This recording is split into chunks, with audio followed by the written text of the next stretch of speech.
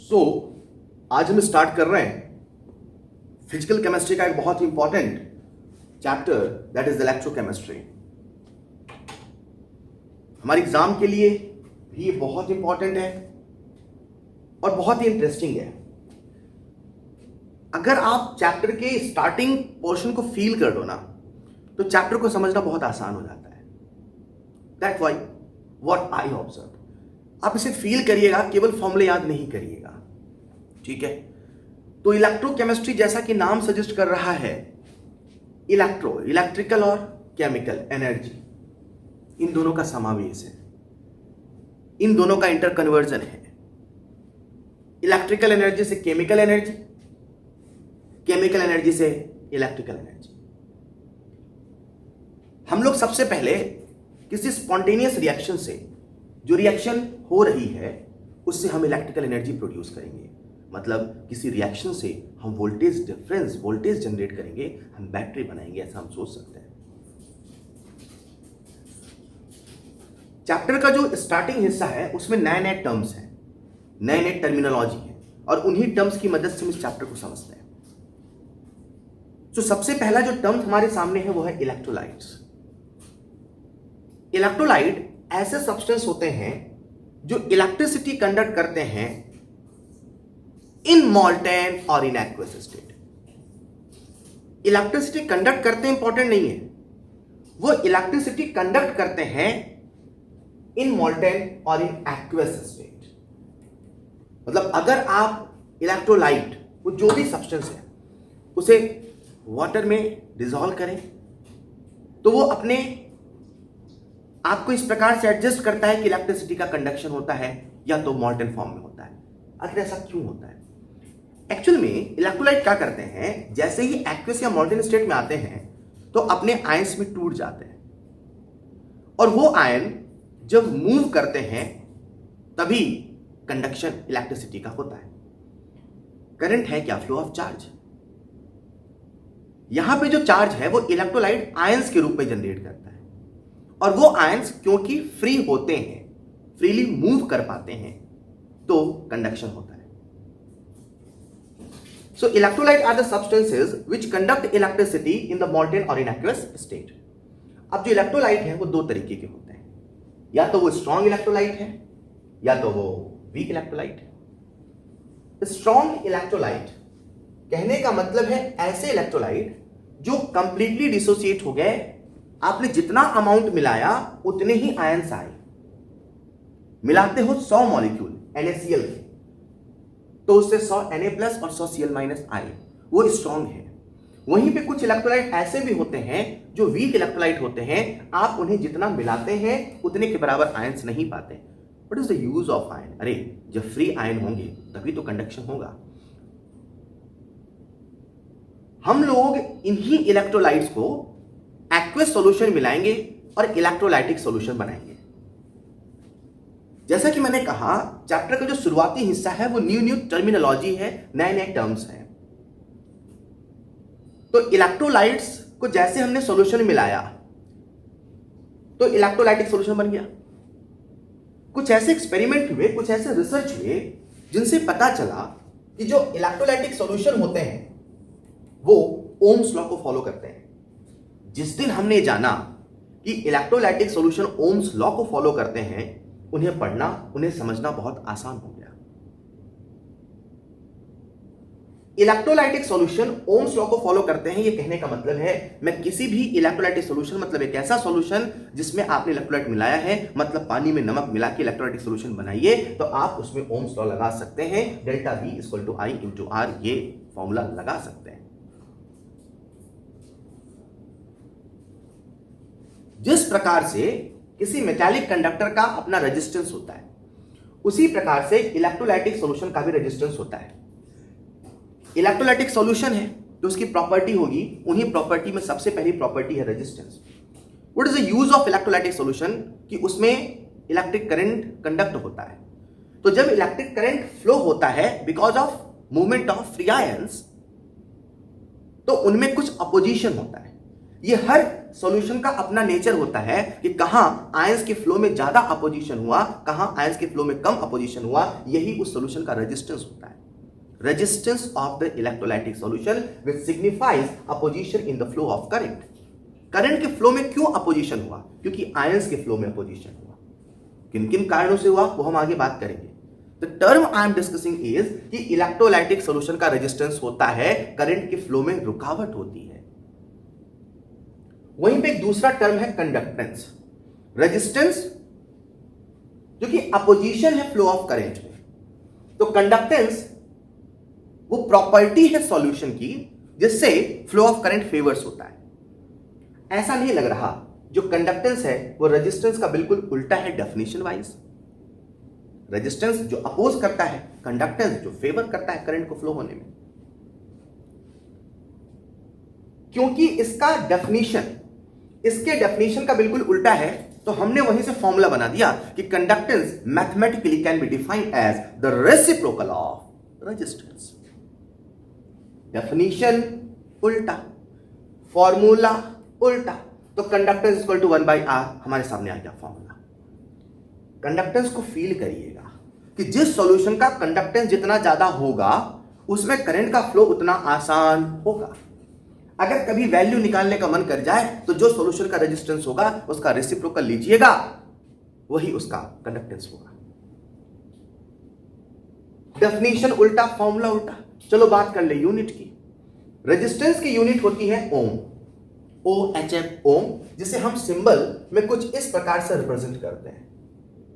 Conductance की definition उल्टा है, फॉर्मूला उल्टा है, तो स्वाभाविक सी बात है यूनिट को भी उल्टा होना पड़ेगा। इसकी यूनिट क्या है? ओम। तो इसकी यूनिट होती है ओम इनवर्स। तो लोगों ने कहा यार सब कुछ उल्टा है तो फॉर्मूला उल्टा है, तो क्यों ना इसके हम सिंबल को उल्टा लिख दें। तो सिंबल इसका ऐसा होता है, कंडक्टेंस को हम ऐसा भी लिख सकते हैं। फिर लोगों ने सोचा अरे जब सिंबल को उल्टा कर दिया तो क्यों ना इसको भी उल्टा कर दो, इसीलिए MHO मो ये भी कंडक्टेंस की यूनिट होती है। अब इतनी सारी यूनिट हो गई तो इसकी जो SI यूनिट बताई जाती है वो SI यूनिट होती है साइमन, जिसे हम रिप्रेजेंट करते हैं कैपिटल। ऐसे यूनिट आपको याद होना चाहिए। इलेक्ट्रोलाइटिक सॉल्यूशन का रेजिस्टेंस होगा, इलेक्ट्रोलाइटिक सॉल्यूशन का कंडक्टेंस होगा। जिस प्रकार से मेटालिक कंडक्टर के लिए टर्म होता है रेजिस्टिविटी, उसी प्रकार से हमने यहां पर भी इलेक्ट्रोलाइटिक सॉल्यूशन के लिए टर्म डिफाइन किया रेजिस्टिविटी। जिससे आप फिजिक्स वाले फॉर्मूले से रिलेट करिएगा। फिजिक्स में आप लोग फॉर्मूला पढ़ते हैं resistance R equal to ρL/A। तो रो किसे हम लोग कहते हैं रेजिस्टिविटी, तो रो का फॉर्मूला हो जाएगा R इंटू A/L। अब मेटालिक कंडक्टर है तो आपको पता है L का मतलब है लेंथ ऑफ कंडक्टर, A का मतलब है area of cross section of the conductor. आज तो हमारे पास इलेक्ट्रोलाइटिक सॉल्यूशन है, यहां पे L और A का मतलब क्या है? यहां पर L और A का मतलब समझने के लिए मैंने एक डायग्राम बनाया है। ये दोनों इलेक्ट्रोड हैं, राइट। इलेक्ट्रोड के बीच की जो डिस्टेंस है उसे हम कहते हैं L। मतलब इस फॉर्मूले में जो L है, इस L का मतलब है लेंथ बिटवीन टू इलेक्ट्रोड्स, और जो ये A है वो area of cross section of electrode है, और इसी के बीच में भरा हुआ है हमारा electrolytic solution. Length which is the length between two electrode, A which is the area of cross section of electrode. Resistivity specific resistance बन जाता है। स्पेसिफिक किसी चीज को तब कहा जाता है जब उसमें बाकी सभी चीजें यूनिटी में हो, वन। रेजिस्टिविटी का फॉर्मूला है R इंटू A/L, जहां पे A का मतलब है area of cross section of electrode, L का मतलब है लेंथ बिटवीन टू इलेक्ट्रोड। अगर कभी ऐसा हो कि इलेक्ट्रोड्स के बीच की जो दूरी है लेंथ बिटवीन टू इलेक्ट्रोड वो 1 सेंटीमीटर है। कितना है बच्चों? 1 सेंटीमीटर। और जो एरिया है वो 1 सेंटीमीटर स्क्वायर है। तो आप सब जानते हैं जो वॉल्यूम होता है उसका फॉर्मूला होता है एरिया इंटू लेंथ। तो यहां से जो वॉल्यूम है वो कितना हुआ? 1 सेंटीमीटर क्यूब। मतलब अगर 1 सेंटीमीटर क्यूब का इलेक्ट्रोलाइटिक सॉल्यूशन है तो उसका जो रेजिस्टिविटी है वो रेजिस्टेंस के बराबर है। अगर L 1 है, एरिया 1 है, वॉल्यूम 1 है, तो रो बराबर R है, मतलब जो रेजिस्टिविटी है वही रेजिस्टेंस है। और क्योंकि इसमें सारी चीजें यूनिटी हैं, इसे हम स्पेसिफिक रेजिस्टेंस भी कहते हैं। रेजिस्टेंस का रेसिप्रोकल कंडक्टेंस, रेजिस्टिविटी का रेसिप्रोकल कंडक्टिविटी। इलेक्ट्रोलाइटिक सॉल्यूशन की बहुत इंपॉर्टेंट कैरेक्टरिस्टिक है कंडक्टिविटी, जिसे आप रिलेट कर सकते हैं रेजिस्टिविटी से। जैसे रेजिस्टेंस का उल्टा कंडक्टेंस, रेजिस्टेंस की डेफिनेशन का उल्टा कंडक्टेंस की डेफिनेशन, तो रेजिस्टिविटी की डेफिनेशन क्या उल्टा कंडक्टिविटी की डेफिनेशन, फॉर्मूला उल्टा। इसका फॉर्मूला क्या है? R into A by L। तो this is the reciprocal of specific resistance. तो कप्पा, जिसे हम रिप्रेजेंट करते हैं कप्पा से। कंडक्टिविटी का जो सिंबल है वो है कप्पा, जो कुछ इस प्रकार से लिखा जाता है जिसे हम ऑन पेपर सिंपल K भी लिख देते हैं। Kappa is basically the reciprocal of resistivity, that is rho. So हमारे पास फॉर्मूला बन गया kappa equal to 1 by rho. जब रो की वैल्यू को यहां पे सब्स्टिट्यूट करते हैं तो रो का वैल्यू कितना है? R into A by L। तो kappa equal to 1 by R into L by A। ये जो 1 बाई R है, रेसिप्रोकल ऑफ रेजिस्टेंस, इसे हमने क्या बोला है बच्चों? कंडक्टेंस। तो इसे मैंने लिख दिया कैपिटल G। जो L बाई A है, इसे कहा जाता है cell constant. This term L by A, this is known as cell constant. क्या कहते हैं इसे? सेल कांस्टेंट, जिसे हम सिंबलिकली रिप्रेजेंट करते हैं G स्टार से। तो हमारे सामने कप्पा का फॉर्मूला बन गया G star. Resistance, conductance, resistivity and the next term is conductivity. Definition उल्टा, फॉर्मूला उल्टा। सर फील क्या है कंडक्टिविटी का? कंडक्टिविटी है क्या? ठीक है, आपने कहा kappa equal to 1 by R, kappa equal to 1 by rho, kappa equal to 1 by R into L by A, kappa equal to G into G। इसका फॉर्मूला सोच लिया। यूनिट भी आप सोच सकते हैं, 1 बाय R की unit siemens and this is the L by A, so centimetre, centimetre square, centimetre inverse, right. But feel क्या है? इमेजिन करिए हमारे पास एक सॉल्यूशन है, राइट। एक बॉटल है, उसमें पानी भरा है, उस सॉल्यूशन में आपने इलेक्ट्रोलाइट मिलाया। तो जैसे आपने इलेक्ट्रोलाइट मिलाया, आयंस के फॉर्म में आ गया, उस सॉल्यूशन का अपना एक कंडक्टेंस है। लेकिन अगर आप उसमें से 1 सेंटीमीटर लेंथ, कितना ले अपन? इलेक्ट्रोड फिट करें and the length is 1 centimetre, area is 1 centimetre square and volume is 1 centimetre cube. मतलब अगर सॉल्यूशन में से केवल 1 centimetre solution, 1 centimetre cube solution, length 1 centimetre, area 1 centimetre square, so what will the volume? 1 centimetre cube. So 1 centimetre cube solution का जो conductance है, जैसे आप यहां पे 1 पुट करते हैं तो kappa equal to G and G is what? Conductance. And what is the feel of conductance? Easiness in the flow of current, easiness in the flow of ions. तो 1 सेंटीमीटर क्यूब का जो conductance है वही conductivity है। मतलब मैं एक line में कहूं तो ये कहूंगा कि कंडक्टिविटी भी कंडक्टेंस ही है, बस फर्क इतना है कि वो 1 सेंटीमीटर क्यूब का है।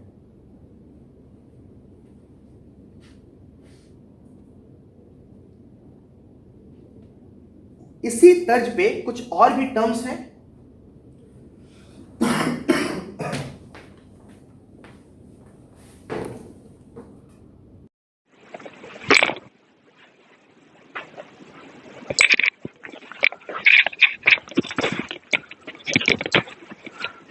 सो नेक्स्ट टर्म जो हम डिस्कस कर रहे हैं वो है मोलर कंडक्टेंस और मोलर कंडक्टिविटी। स्टेटमेंट है, it is the conductance of all the ions produced by 1 mole of an electrolyte in the given volume of solution. Conductance of all the ions produced by 1 mole of an electrolyte. एक example से समझते हैं। मेरे पास ये liquid है, water है, मैंने इसमें इलेक्ट्रोलाइट का 1 मोल मिलाया। इलेक्ट्रोलाइट का जब हम 1 मोल मिलाया, इसका कुछ वॉल्यूम है, आई डोंट केयर वो कितना वॉल्यूम, हमने कितना मिलाया? 1 मोल। तो 1 मोल इलेक्ट्रोलाइट को जितने वॉल्यूम में मिलाया, ये टोटल सॉल्यूशन का जो कंडक्टेंस आएगा वही इसका मोलर कंडक्टेंस कहलाएगा।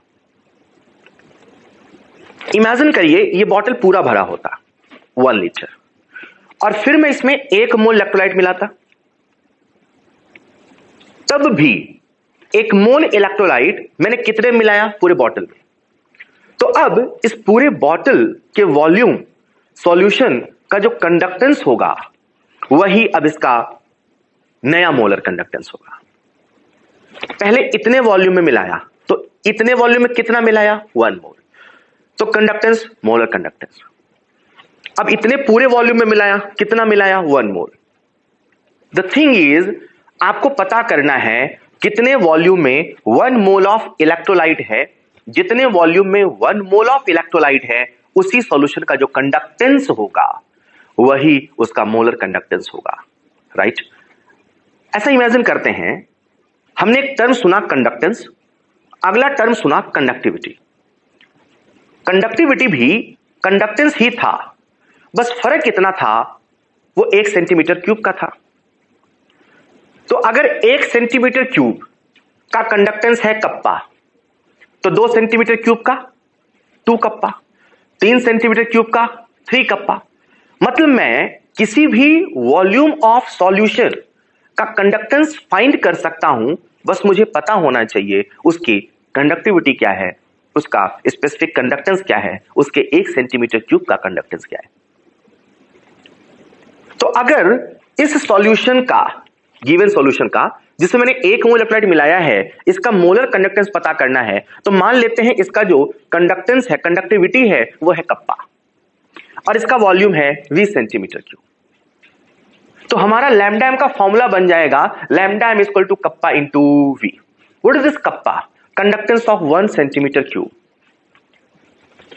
हम पता क्या कर रहे हैं? हम उतने वॉल्यूम का कंडक्टेंस पता कर रहे हैं जितने में 1 मोल ऑफ इलेक्ट्रोलाइट है। तो this V is not any normal V.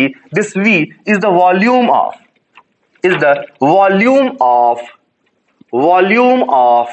1 mole electrolyte present.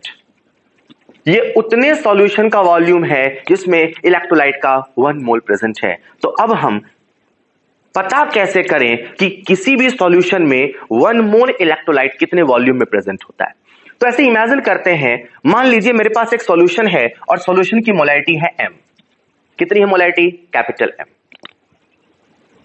Solution की मोलैरिटी m है। ये कहने का मतलब है अगर उसका 1 लीटर सॉल्यूशन लेंगे तो 1 लीटर में उस इलेक्ट्रोलाइट के m मोल्स हैं। मोलैरिटी जिसकी यूनिट है मोल पर लीटर। तो अगर उसकी मोलैरिटी कैपिटल M है, ये कहने का मतलब है कि जब जब उस सॉल्यूशन का 1 लीटर लिया जाएगा तो 1 लीटर में उस पर्टिकुलर इलेक्ट्रोलाइट के m मोल प्रेजेंट है। But right now I am not interested in m moles, I am interested in that volume in which 1 mole of electrolyte is present. क्यों? क्योंकि 1 मोल का जब हम वॉल्यूम पता करेंगे तो कप्पा से मल्टीप्लाई करके हम लैम्डा m फाइंड कर लेंगे। तो एक सॉल्यूशन जिसकी मोलैरिटी m है, हम कह सकते हैं कि m मोल्स प्रेजेंट है 1 लीटर में। तो इसका मतलब 1 मोल कितने लीटर में? 1 by m litre. This 1 by m litre is the volume in which 1 mole of electrolyte is present. अगर मैं यूनिट बदल के इसे मिलीलीटर में लिखूंगा तो ये क्या हो जाएगा? ये हो जाएगा 1000 by m मिलीलीटर। अगर इसे मैं सेंटीमीटर क्यूब में लिखूंगा तो ये क्या हो जाएगा? 1000 by m centimetre cube, because 1 ml equal to 1 centimetre cube. ये जो मैंने लिखा है लीटर में, तो कभी सेंटीमीटर क्यूब में, तो कभी मीटर क्यूब में, ये वॉल्यूम है उस सॉल्यूशन का, उतने सॉल्यूशन का जिसमें इलेक्ट्रोलाइट का 1 मोल प्रेजेंट है। तो लैम्डा एम का फॉर्मूला था कप्पा इंटू वी। जनरल सी बात है, 1 सेंटीमीटर 2 3 4, बस मुझे पता करना था वॉल्यूम, तो जनरल फॉर्मूला हुआ कप्पा इंटू वी। हमने यहां पे वी की वैल्यू पुट कर दी। अब डिपेंड करता है कि न्यूमेरिकल प्रॉब्लम में कप्पा की यूनिट गिवन क्या है। अगर कप्पा सेंटीमीटर में गिवन है तो वॉल्यूम भी किस में लेना पड़ेगा बच्चों? सेंटीमीटर में। तो 1 मोल इलेक्ट्रोलाइट का वॉल्यूम सेंटीमीटर क्यूब में कितना है? 1000 by m। तो हम यहां पे जो वॉल्यूम पुट कर रहे हैं ये 1 मोल इलेक्ट्रोलाइट का है, वो सेंटीमीटर क्यूब में है। तो this will be the formula of lambda m when kappa is given in centimetre, right. कभी कभी कप्पा मीटर में गिवन होता है, तो कप्पा की यूनिट है, इमेजिन करिए साइमन मीटर इनवर्स, ये कप्पा की यूनिट है, this is the unit of kappa, right. तो कप्पा की यूनिट मीटर इनवर्स में है, तो हमें वॉल्यूम किस में लेना पड़ेगा, मीटर में। तो कप्पा की हमने जब मीटर में लिया तो 10⁻³ तो लैम्डा एम का नया फॉर्मूला बन गया कप्पा अपॉन 1000 इंटू एम। आप चाहे तो ऐसे याद करें, चाहे तो ऐसे याद करें कि जब जब कप्पा की यूनिट सेंटीमीटर में होगी ये फॉर्मूला लगाना है, जब जब कप्पा की यूनिट मीटर में होगी ये फॉर्मूला लगाना है। और लैम्डा एम की यूनिट क्या होगी, Simon centimetre square mole inverse, और मोम inverse centimetre square mole inverse. What is the conclusion, conductance तो कंडक्टेंस था ही सही, easiness in the flow of current था ही सही, कंडक्टिविटी भी कंडक्टेंस ही था, बस फर्क कितना था, वो 1 सेंटीमीटर क्यूब सॉल्यूशन का था। Molar conductance is also conductance, molar conductance भी कंडक्टेंस ही है, बस फर्क इतना है उतने वॉल्यूम का है जिसमें मात्र 1 मोल इलेक्ट्रोलाइटिक सॉल्यूशन प्रेजेंट है।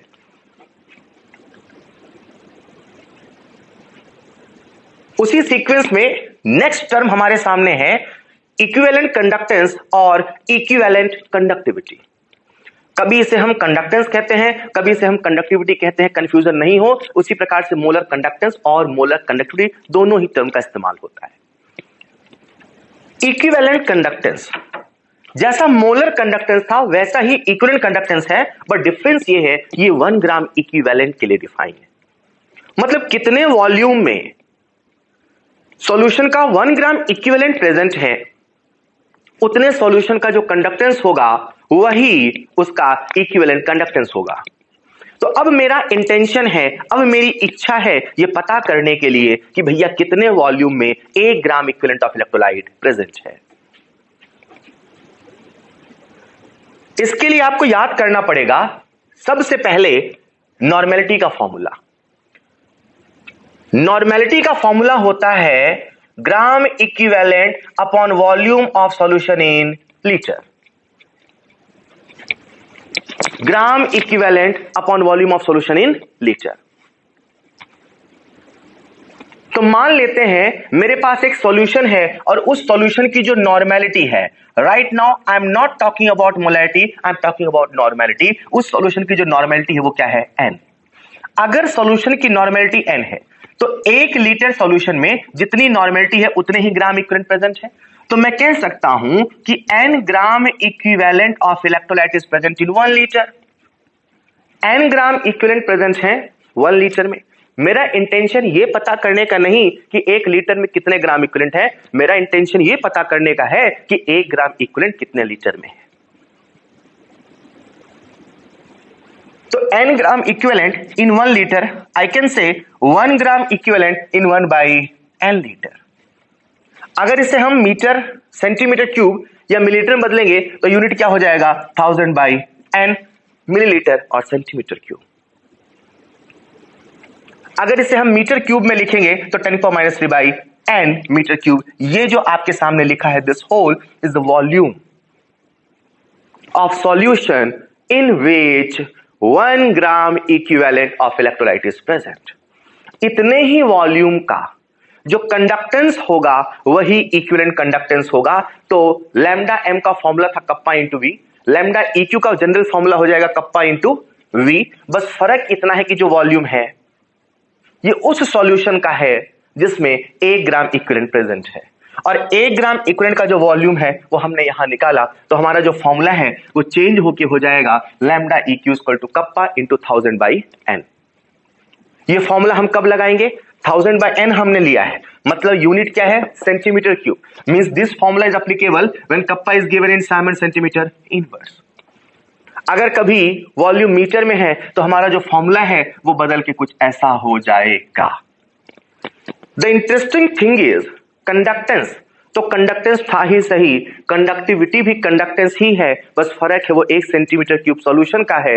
मोलर कंडक्टेंस भी कंडक्टेंस ही है, बस वो उस वॉल्यूम का है जिसमें 1 मोल इलेक्ट्रोलाइट प्रेजेंट है। और इक्विवेलेंट कंडक्टेंस भी कंडक्टेंस ही है, बस वो उस वॉल्यूम का है जिसमें 1 gram equivalent of electrolyte present है।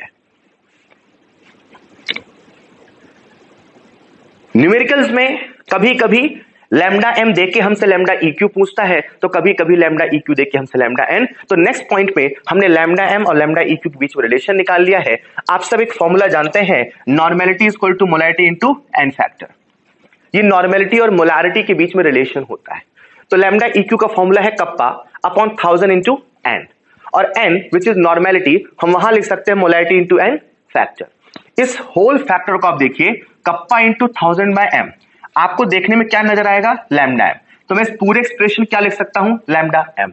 तो हमारा जो रिलेशन है वो बन गया lambda EQ equal to lambda upon N factor. इसे थोड़ा हमने सिंप्लीफाई किया तो फॉर्मूला आ गया lambda M equal to lambda EQ into N factor. 4 सबसे इंपॉर्टेंट टर्म्स पे बात करी, कंडक्टेंस, कंडक्टिविटी, मोलर कंडक्टेंस और कंडक्टिविटी, इक्विवेलेंट कंडक्टेंस और conductivity, and the relation between lambda M and lambda EQ। So उन्हीं कंसेप्ट्स पे अपने सामने 2 न्यूमेरिकल हैं, वो डिस्कस करते हैं। पहला न्यूमेरिकल है the resistance of 1/10 normal solution. Solution की नॉर्मेलिटी दी है of salt occupying the volume between 2 platinum electrodes 1.8 centimeter between 2 platinum electrodes। इसका मतलब ये जो डाटा गिवन है ये लेंथ बिटवीन 2 इलेक्ट्रोड है, right, apart and 5.4 centimetre square area, और ये जो 5.4 गिवन है ये उसका एरिया ऑफ क्रॉस सेक्शन है, राइट। इसका जो रेजिस्टेंस है सॉल्यूशन का, जो इतनी डिस्टेंस इतने एरिया पे है, सॉल्यूशन का रेजिस्टेंस है 50 ओम। कितना रेजिस्टेंस है, 50 ओम। और आपसे पूछा है equivalent conductance of the solution. क्या पूछा है, इक्विवेलेंट कंडक्टेंस। जो सबसे पहला फॉर्मूला बच्चे के दिमाग में स्ट्राइक करना चाहिए, अरे इक्विवेलेंट कंडक्टेंस पूछा है तो lambda EQ equal to kappa into 1000 upon N. Sir क्यों ये फॉर्मूला क्यों लगाया, 1000 नीचे वाला क्यों लगाया, यूनिट मैंने सेंटीमीटर में देखा। द फर्स्ट फॉर्मूला जो हमारे दिमाग में स्ट्राइक करता है वो है कप्पा इंटू 1000 बाई एन। अब इस फॉर्मूले में प्रॉब्लम क्या है, सोल्यूशन की नॉर्मेलिटी तो गिवन है, 1000 भी हमको पता है, लेकिन पता क्या नहीं है, कप्पा। अब हम कप्पा कैलकुलेट करते हैं, तो आपको तुरंत नेक्स्ट स्टेप पे कप्पा का फॉर्मूला याद आना चाहिए, और जो कप्पा का फॉर्मूला है वो है 1/r इंटू एल बाई ए। क्या सवाल में रेजिस्टेंस गिवन है, गिवन है, लेंथ भी गिवन है, एरिया भी गिवन है। जब आप सारी वैल्यू को पुट करते हैं तो 1/r, रेजिस्टेंस कितना है 50 इंटू एल 1.8, एरिया इज 5.4। इसको सॉल्व करेंगे तो आपके सामने आएगा दिस इज इक्वल टू 1/150। ये जो मैंने आपके सामने लिखा ये कप्पा है बच्चों। क्या ये कप्पा, ओम इनवर्स सेंटीमीटर इनवर्स। कप्पा निकालने की जरूरत क्यों पड़ी, क्योंकि मुझे लैम्डा EQ निकालना था, इक्विवेलेंट कंडक्टेंस निकालना था, जहां मुझे कप्पा नहीं पता था। नेक्स्ट स्टेप पे हम कप्पा की वैल्यू को पुट करेंगे, सवाल को सॉल्व करेंगे, तो lambda EQ equal to 1/150 into 1000 upon normality कितना है 1/10, जिसे हम क्या लिख सकते हैं 0.1, तो 0.1। इसे आप सॉल्व करेंगे तो यह जाएगा 200/3 which is equal to 66.6 unit लिख सकते हैं आप। Ohm inverse centimetre square, equivalent inverse क्योंकि हम लैम्डा EQ निकालना। सबसे पहले फॉर्मूला स्ट्राइक करना था, कौन सा फॉर्मूला लगाना है, क्या पता नहीं है, फाइंड किया, और इस प्रकार से हमने लैम्डा EQ को सॉल्व किया, राइट। उसी कंसेप्ट पे एक और प्रॉब्लम अपने सामने है, सवाल है कंडक्टिविटी ऑफ 0.25 मोलर सॉल्यूशन। इस बार हमें सॉल्यूशन की मोलैरिटी गिवन है 0.25 ऑफ KCl एट 300 केल्विन, और टेम्परेचर गिवन है 300 केल्विन। उसका हमें कप्पा गिवन है 0.0275, 0.0275 कप्पा गिवन है। मोलर कंडक्टिविटी हमसे पूछा है लैम्डा एम। तो सबसे पहला जो फॉर्मूला आपके दिमाग में आया, लैम्डा एम बराबर कप्पा इंटू, अब 1000 ऊपर लिखे कि 1000 नीचे लिखे। कप्पा की यूनिट देखिए, कप्पा मीटर में है, सेंटीमीटर में है, सेंटीमीटर में, तो हमें 1000 ऊपर लिखना पड़ेगा, तो 1000 by M. Now what is the value of kappa, 0.0275 into 1000। What is the value of molarity of the solution, 0.25।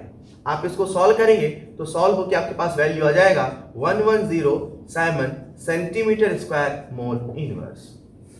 आपने देखा इन दोनों ही प्रॉब्लम्स में हमने बिल्कुल फॉर्मूले की मदद से सॉल्व किया, तो फॉर्मूले आपको याद होने चाहिए, राइट। सो कंडक्टेंस के बाद हम डिस्कस कर रहे हैं फैक्टर्स अफेक्टिंग इलेक्ट्रोलाइटिक कंडक्टेंस। ऐसे कितने फैक्टर्स हैं जिनकी मदद से हम कंडक्टेंस को चेंज कर सकते हैं, या ऐसे कितने फैक्टर्स हैं जो ये डिसाइड करते हैं कि इलेक्ट्रोलाइटिक सॉल्यूशन का कंडक्टेंस कैसा होगा। जब मैं आपसे कंडक्टेंस की बात कर रहा हूं तो दो वर्ड्स हर वक्त आपके दिमाग में हो। पहला, देयर मस्ट बी आयंस, और दूसरा, देयर मस्ट बी फ्री।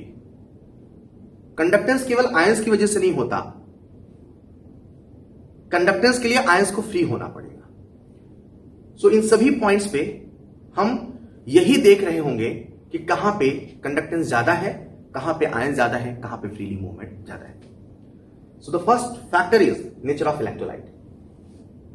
आपने किस प्रकार का इलेक्ट्रोलाइट लिया है ये डिसाइड करेगा कि सॉल्यूशन का कंडक्टेंस कैसा है। अगर आपने इलेक्ट्रोलाइट स्ट्रॉन्ग लिया है so obviously number of ions ज्यादा होंगे, और नंबर ऑफ आयंस ज्यादा होंगे तो कंडक्टेंस ज्यादा होगा। लेकिन वहीं पे अगर आपने वीक इलेक्ट्रोलाइट लिया है तो स्ट्रॉन्ग इलेक्ट्रोलाइट के कंपैरिजन में वीक इलेक्ट्रोलाइट का नंबर ऑफ आयंस कम होगा और उनका कंडक्टेंस कम होगा। ठीक उसी प्रकार से दूसरा फैक्टर है इंटर आयोनिक अट्रैक्शन। इलेक्ट्रोलाइट जैसे ही वाटर में जाते हैं अपने आयंस को फर्निश करते हैं, बट कोई इलेक्ट्रोलाइट ऐसा है जिनमें आयंस के बीच में अट्रैक्शन बहुत ज्यादा है। आयंस के बीच में अट्रैक्शन ज्यादा है तो एक आयन दूसरे आयन को मूव नहीं करने देगा। सो वी कैन से अगर इंटर आयोनिक इंटरेक्शन ज्यादा होगा तो आयंस का मूवमेंट कम होगा, उनकी मोबिलिटी कम होगी, तो जो कंडक्टेंस है वो भी कम होगा, राइट। उसी प्रकार से तीसरा फैक्टर है पोलैरिटी ऑफ सॉल्वेंट। जो इलेक्ट्रोलाइट होते हैं वो पोलर होते हैं, और एक रूल है सॉल्वेबिलिटी का, लाइक डिसॉल्व्स लाइक। तो जो पोलर है वो पोलर में डिसॉल्व होगा। जो इलेक्ट्रोलाइट है वो पोलर सॉल्वेंट में ज्यादा अपने आयंस को फर्निश करते हैं। इसीलिए हम कोशिश करते हैं कि जब इलेक्ट्रोलाइटिक सॉल्यूशन बनाएं तो वो इलेक्ट्रोलाइट को हम पोलर सॉल्वेंट में ही मिलाएं। तो पोलैरिटी जितनी ज्यादा होगी कंडक्टेंस उतना ज्यादा होगा। अगर आप इलेक्ट्रोलाइट को नॉन पोलर सॉलिड मिलाओगे तो आयंस नहीं आ पाएंगे और कंडक्टेंस नहीं आ पाएगा। Next factor is viscosity of the medium. पहले आपको समझना पड़ेगा कि विस्कोसिटी आखिर होता क्या है। Viscosity is the force of interaction between two layers. तो एक कॉमन सेंस के सवाल से समझते हैं। इमेजिन करिए एक लिक्विड है और ये दूसरा लिक्विड है, राइट। ये लिक्विड के मॉलिक्यूल्स हैं और ये लिक्विड के मॉलिक्यूल्स हैं। इस प्रकार से मैंने दो लेयर को रिप्रेजेंट किया है। थोड़ा सा क्लियर कट डायग्राम दिखाने के लिए मैं इन मॉलिक्यूल्स का साइज बड़ा कर देता हूं। साइज बड़ा करने के पीछे लॉजिक ये है कि साइज बड़ा होगा तो वॉन डर फोर्स ज्यादा होगा, तो फोर्स ऑफ अट्रैक्शन ज्यादा होगा, कोफिशिएंट ऑफ विस्कोसिटी ज्यादा होगा। सवाल यह है, इमेजिन करिए एक आयन यहां पे है और एक आयन यहां पे है, दोनों ही सेम आयन है। आयन का मूवमेंट कहां आसान होगा, कहां आयन इजिली मूव कर सकते हैं? Each and everyone can answer here the movement will be comparatively easier than here. क्यों? यहां पे अट्रैक्शन ज्यादा है, यहां पे अट्रैक्शन ज्यादा है, विस्कोसिटी ज्यादा है, तो आयन का जो मूवमेंट है वो उतना आसान नहीं होगा। और जैसा कि मैंने कहा कंडक्टेंस के लिए आयंस को होना भी पड़ेगा, उन्हें फ्रीली मूव करना भी पड़ेगा। सो हम कह सकते हैं कि विस्कोसिटी ज्यादा होने से, कोफिशिएंट ऑफ विस्कोसिटी ज्यादा होने से जो कंडक्टेंस है वो कम होगा। विस्कोसिटी जितनी कम होगी कंडक्टेंस उतना ज्यादा होगा। In the same way next factor is temperature. जब हम सॉल्यूशन का टेम्परेचर बढ़ाते हैं तो टेम्परेचर बढ़ा के हम लोग नंबर ऑफ आयंस का डिसोसिएशन ज्यादा होता है तो नंबर ऑफ आयंस ज्यादा होते हैं, और नंबर ऑफ आयंस ज्यादा होंगे तो कंडक्टेंस ज्यादा होगा। इसे आप ऐसे भी समझ सकते हैं कि जब हम टेम्परेचर बढ़ाते हैं तो विस्कोसिटी कम होता है, और जब विस्कोसिटी कम होगा तो कंडक्टेंस ज्यादा होगा।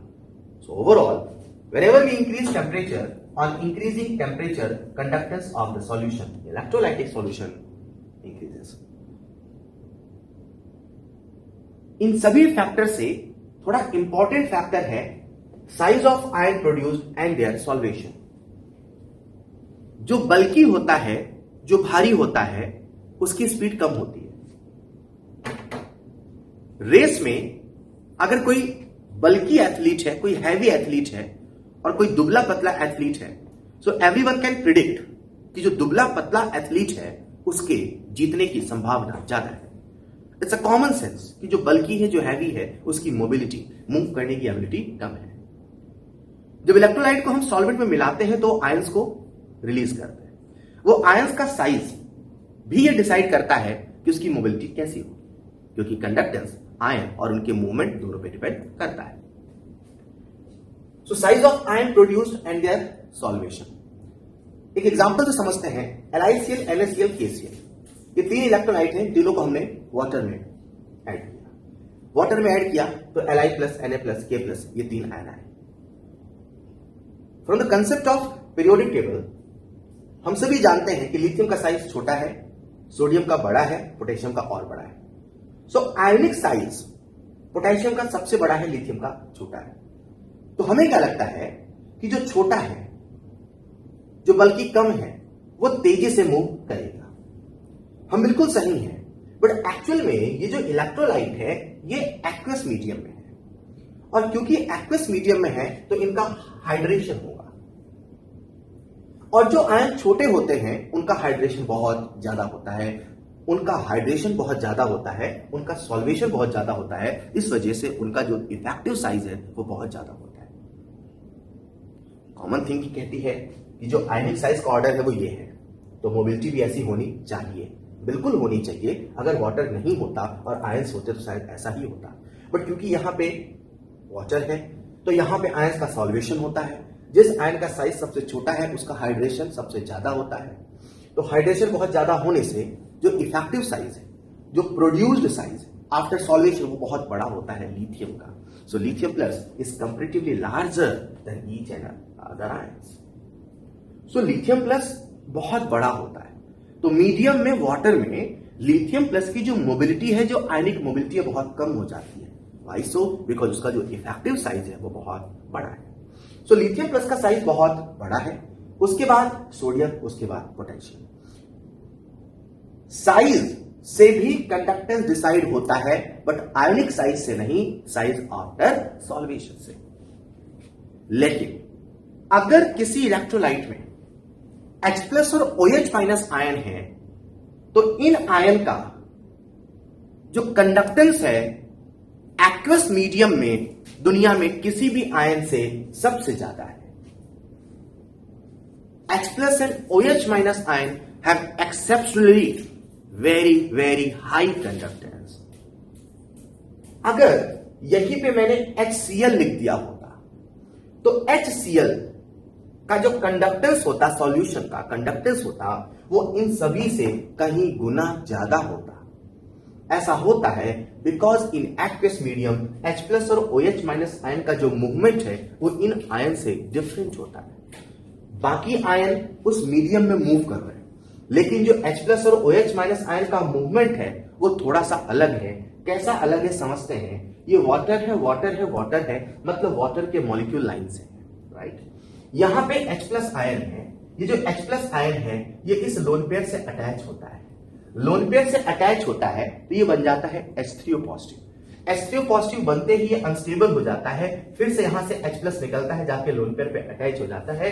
ये प्रोसेस चलती रहती है, अंत में ये वाला जो H प्लस है वो रिलीज हो जाता है। हमें ऐसा लगता है कि वो वाला जो H प्लस है वो यहां पहुंच गया बिना मूव किए। This special movement is known as jumping movement. Because of this jumping movement, H plus and OH minus ion have exceptionally very high value of conductance. ठीक उसी प्रकार से जब OH minus ion की बात करें तो OH minus ion H plus को लेता है, ये बन जाता है OH minus ion, फिर H plus निकलता है OH minus ion, फिर H plus निकलता है OH minus ion, फिर H plus निकलता है OH minus ion। हमें ऐसा लगता है कि वो जो OH minus ion है वो यहां पहुंच गया। अगर मुझसे सवाल पूछा गया और उस इलेक्ट्रोलाइट में H प्लस या OH माइनस आयन नहीं है, तो मैं कहूंगा उसका जो ऑर्डर होगा कंडक्टेंस का वो हाइड्रेटेड साइज, सॉल्वेटेड साइज की बेसिस पे होगा। बट अगर इलेक्ट्रोलाइट में H प्लस आयन है और OH माइनस आयन है, वो सभी से ज्यादा होगा। और H प्लस और OH माइनस आयन में भी एक फैक्ट आप याद रख सकते हैं कि H प्लस आयन का जो कंडक्टेंस है वो OH माइनस आयन से ज्यादा है। मतलब अगर इसी प्रॉब्लम में यहां HCl होता और NaOH होता तो मैं कहता द नंबर वन जिसका सबसे ज्यादा कंडक्टेंस है वो है HCl, उसके बाद नंबर आएगा NaOH का, और फिर हम इफेक्टिव साइज देख के बताएं। Next factor is dilution. Dilution से कंडक्टेंस में क्या चेंज आता है और कैसे चेंज आता है, राइट? तो हम दो केस ले रहे हैं, एक केस है वीक इलेक्ट्रोलाइट का और दूसरा है स्ट्रॉन्ग इलेक्ट्रोलाइट का। सबसे पहले आप फैक्ट को याद करिए, कंडक्टेंस है, कंडक्टिविटी है, मोलर कंडक्टेंस है, इक्विवेलेंट कंडक्टेंस है, ये सब के सब कंडक्टेंस ही है, बस फर्क कितना है, ये अलग अलग तरीके से अलग अलग सिचुएशंस पे, अलग अलग कंडीशंस पे डिफाइन है। तो डाइल्यूशन करने पे अगर हम वीक इलेक्ट्रोलाइटिक सॉल्यूशन की बात करें, तो जब हम डाइल्यूशन करते हैं मतलब सॉल्वेंट का वॉल्यूम बढ़ाते हैं, तो as per Ostwald dilution law, dilution करने से अल्फा बढ़ जाता है, नंबर ऑफ आयंस बढ़ जाता है, और नंबर ऑफ आयंस बढ़ जाते हैं तो ऑब्वियसली कंडक्टेंस बढ़ना चाहिए। डाइल्यूशन करने पर कंडक्टेंस बढ़ता है वीक इलेक्ट्रोलाइटिक सॉल्यूशन का, मोलर कंडक्टेंस भी बढ़ता है, इक्विवेलेंट कंडक्टेंस भी बढ़ता है, लेकिन कप्पा घटता है। बाकी सब कुछ बढ़ता है क्योंकि डाइल्यूशन करने पे अल्फा बढ़ता है, नंबर ऑफ आयंस बढ़ते हैं, तो बाकी सब कुछ बढ़ता है, लेकिन कप्पा घटता है। क्यों? क्यों का जवाब है उसके पहले स्ट्रॉन्ग इलेक्ट्रोलाइटिक सॉल्यूशन के केस में भी सेम रिजल्ट है। डाइल्यूशन करने पे इसका भी कंडक्टेंस बढ़ेगा, मोलर कंडक्टेंस बढ़ेगा, इक्विवेलेंट कंडक्टेंस बढ़ेगा, लेकिन कप्पा घटेगा। वीक इलेक्ट्रोलाइटिक सॉल्यूशन में डाइल्यूशन करने पे सब कुछ बढ़ता है का रीजन समझ में आता है क्योंकि नंबर ऑफ आयंस बढ़ता है। पर यहां पर डाइल्यूशन करने से सब कुछ क्यों बढ़ता है एक्सेप्ट कप्पा? जब हम स्ट्रॉन्ग इलेक्ट्रोलाइटिक सॉल्यूशन में सॉल्वेंट को ऐड करके वॉल्यूम को बढ़ाते हैं तो हम आयंस के बीच की डिस्टेंस को बढ़ाते हैं, सेपरेशन को बढ़ाते हैं। और जब सेपरेशन बढ़ता है, डिस्टेंस बढ़ता है, तो इंटरआयनिक इंटरेक्शन घटता है। इस वजह से आयन को फ्रीडम ज्यादा मिलती है, they can move freely. Dilution करने पे कंडक्टेंस बढ़ता है, मोलर कंडक्टेंस बढ़ता है, इक्विवेलेंट कंडक्टेंस बढ़ता है क्योंकि सेपरेशन बिटवीन आयन बढ़ता है, लेकिन यहां पर भी कप्पा घटता है। सवाल है आखिर कप्पा क्यों घटता है? तो सबसे पहले कप्पा की डेफिनेशन को याद करें, आखिर कप्पा है क्या?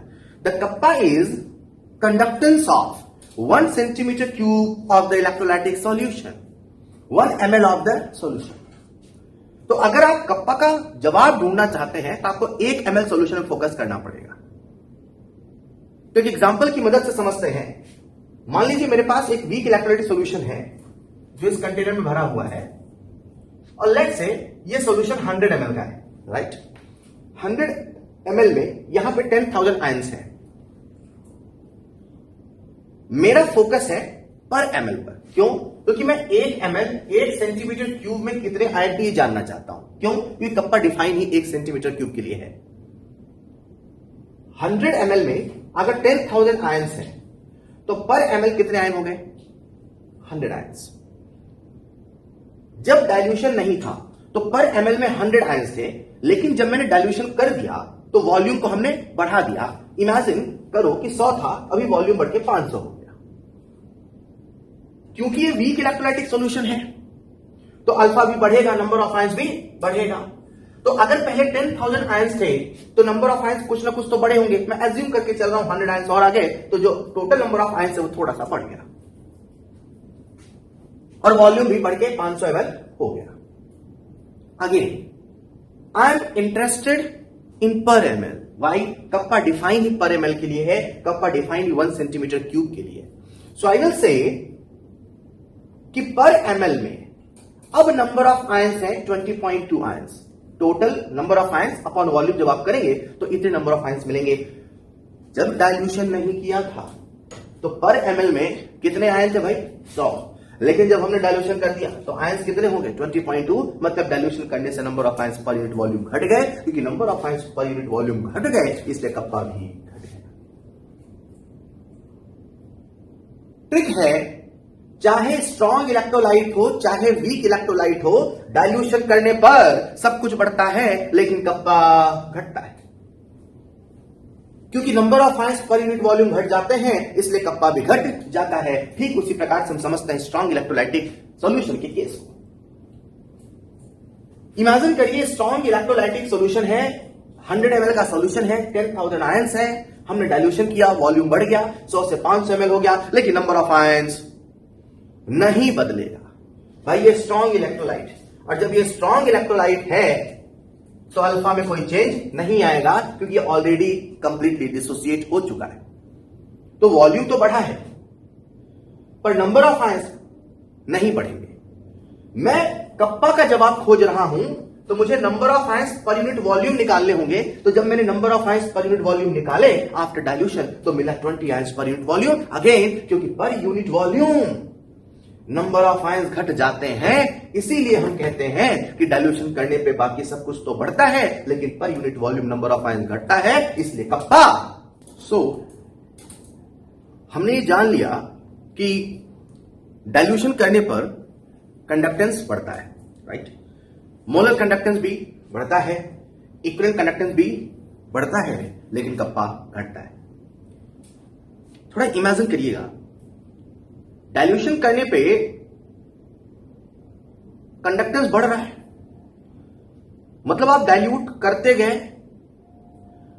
सॉल्यूशन का वॉल्यूम बढ़ाते गए तो कंडक्टेंस बढ़ता गया। Imagine a situation when dilution will be infinite. बहुत ज्यादा सॉल्वेंट है, इनफाइनाइट डाइल्यूशन हो गया है, तो कंडक्टेंस बढ़ते बढ़ते कितना होगा? What I want to know, at a constant temperature, किसी भी इलेक्ट्रोलाइटिक सॉल्यूशन का मैक्सिमम मोलर कंडक्टेंस कितना हो सकता है? मैक्सिमम कंडक्टेंस कितना हो सकता है किसी भी इलेक्ट्रोलाइट का? तो हम दो केस लेके समझते हैं, एक बार स्ट्रॉन्ग इलेक्ट्रोलाइट का और एक बार वीक इलेक्ट्रोलाइट का। सबसे पहले बात करते हैं स्ट्रॉन्ग इलेक्ट्रोलाइटिक सॉल्यूशन का, जहां हम मोलर कंडक्टेंस मेजर कर रहे हैं eight infinite dilute condition, right? तो दो तरह के टर्म है, एक है लैम्डा एम। जब कुछ इस प्रकार से लिख दूं मैं लैम्डा एम, और यहां ऊपर कभी कभी सी लिखा भी मिलता है, तो इसका मतलब होता है molar conductance at any concentration C.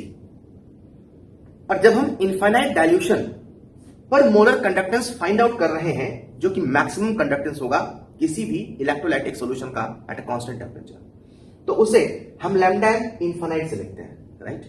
Lambda M infinite को पढ़ा जाता है molar conductance eight infinite dilution और लिमिटिंग मोलर कंडक्टेंस।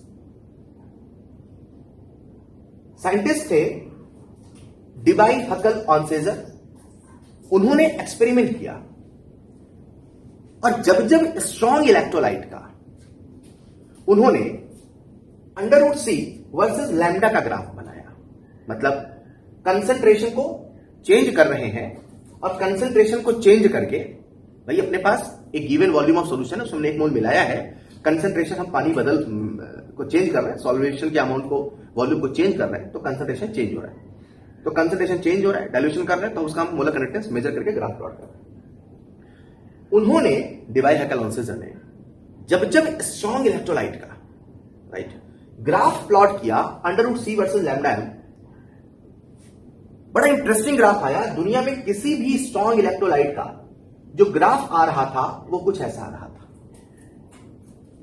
वो कंसंट्रेशन वर्सेस मोलर कंडक्टेंस का स्टडी नहीं कर रहे थे, वो लैम्डा एम इनफाइनाइट को फाइंड आउट करना चाहते थे। तो उनको ये लगता था कि अगर डाइल्यूशन कर रहे हैं मतलब वॉल्यूम बढ़ा रहे हैं, मतलब सी को घटा रहे हैं, C is basically N by V, volume बढ़ेगा तो सी घटेगा, मतलब ग्राफ को ज्यादा चलता।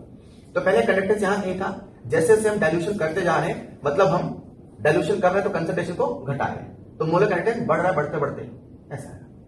सो व्हाट ही थॉट, यार अगर ये स्ट्रेट लाइन है और आप सब अच्छे से जानते हैं अगर ये लाइन स्ट्रेट है तो इधर भी क्या होने वाली है, स्ट्रेट।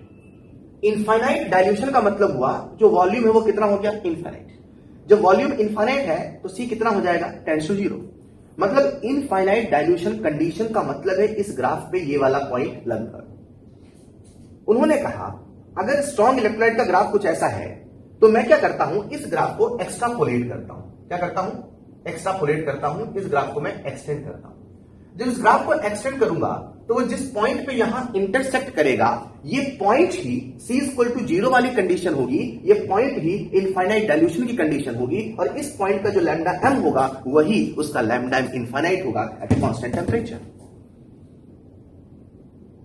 स्ट्रॉन्ग इलेक्ट्रोलाइट के लिए क्योंकि ग्राफ स्ट्रेट लाइन बनता था तो एक्स्ट्रापोलेशन टेक्निक से ग्राफ को एक्सटेंड करके हमने लैम्डा इनफाइनाइट स्ट्रॉन्ग इलेक्ट्रोलाइट का ढूंढ लिया।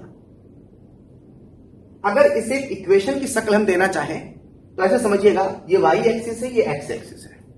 तो इससे जो इक्वेशन बन के आती है lambda mc = lambda infinite minus b/√c, इस इक्वेशन का नाम है Debye Huckel Onsager equation, and this equation is strictly valid only for strong electrolytic solution.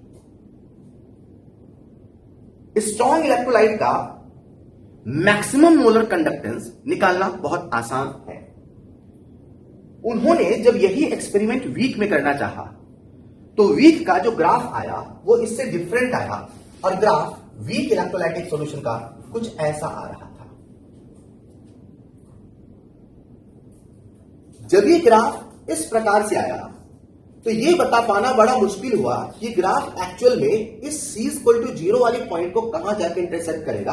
और I can say weak electrolytic solution के लिए ये जो एक्स्ट्रापोलेशन की टेक्निक थी, ये जो ग्राफ को एक्सटेंड करने वाली टेक्निक थी जिससे हम लैम्डा इनफाइनाइट निकाल पा रहे थे, वो टेक्निक काम नहीं कर पाई।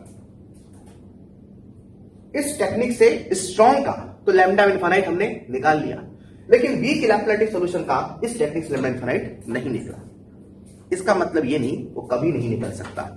हमें कुछ नया सोचना होगा, हमें इसकी तह तक जाना होगा। इसी के बाद आता है Kohlrausch law of independent migration of ion. Kohlrausch ने बड़ी सिंपल सी बात सोची। उन्होंने क्या सोचा, यार अगर कोई electrolyte solution infinite dilute condition पर है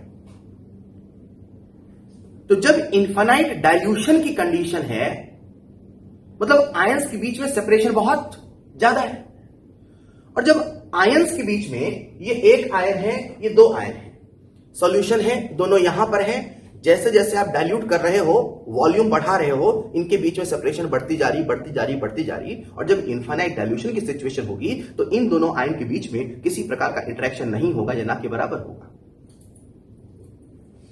कॉलरॉस ने अपना एक लॉ दिया और वो लॉ था इंडिपेंडेंट माइग्रेशन ऑफ आयन का। उन्होंने कहा जब इनफाइनाइट डाइल्यूशन की कंडीशन होती है तो आयंस किसी भी इंटरैक्शन में नहीं होते, वो पूरी तरीके से इंडिपेंडेंट होते हैं, उनका माइग्रेशन इंडिपेंडेंट होता है, और उस सिचुएशन पे जो कंडक्टेंस होता है वो सभी आयंस के अलजेब्रिक समेशन के बराबर होगा। इस आयन का अपना कुछ कंडक्टेंस है, इस आयन का भी अपना कुछ कंडक्टेंस है।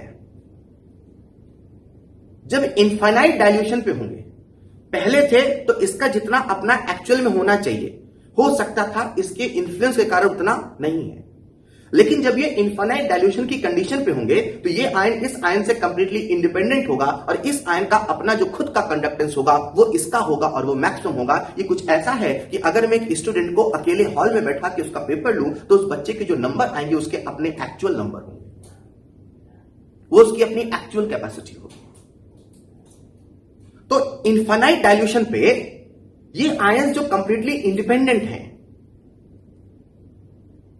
इसका जो कंडक्टेंस है और इसका जो कंडक्टेंस है, आप ऐसे सभी आयंस के कंडक्टेंस के पकड़ के ऐड कर दो, वही टोटल कंडक्टेंस उसका इनफाइनाइट डाइल्यूशन का कंडक्टेंस होगा। That was the Kohlrausch law of independent migration of ion.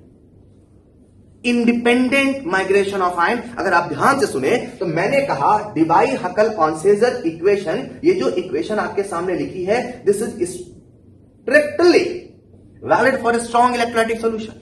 मैं वीक का निकालने वाला हूं, पर उसके पहले हम एक लॉ पढ़ रहे हैं, that is the Kohlrausch law. मैंने ये नहीं कहा Kohlrausch law of weak electrolytic solution, मैंने कहा Kohlrausch law of independent migration of कि आप इनफाइनाइट डाइल्यूशन पे सभी आयन के कंडक्टेंस को पकड़ के ऐड कर सकते हो। ये सबके लिए वैलिड है, ये स्ट्रॉन्ग के लिए भी वैलिड है, ये वीक के लिए भी वैलिड है, ये दोनों तरह के इलेक्ट्रोलाइटिक सॉल्यूशन के लिए वैलिड है। तो अगर मैं इसे स्टेटमेंट के शक्ल दूं तो ये कहता है eight infinite dilution equivalent conductance of any electrolyte will be equal to sum of equivalent conductance of their respective ions at constant temperature। उनके respective ions के conductance के algebraic summation के बराबर होगा। मतलब अगर AB इलेक्ट्रोलाइट के इलेक्ट्रोलाइटिक सॉल्यूशन का मुझे लैम्डा इनफाइनाइट लिखना है, तो मैं कहूंगा जो A आयन है उसका लैम्डा इनफाइनाइट प्लस जो B आयन है उसका लैम्डा इनफाइनाइट, दोनों का algebraic summation के बराबर ही lambda infinite of A B होगा। अगर मुझे इसी इलेक्ट्रोलाइट का इक्विवेलेंट कंडक्टेंस लिखना है तो मैं लिखूंगा equivalent conductance of cation A at infinite dilution plus equivalent conductance of anion B at infinite dilution. इन दोनों के अलजेब्रिक समेशन के बराबर ही इलेक्ट्रोलाइट ए बी का इक्विवेलेंट कंडक्टेंस होगा।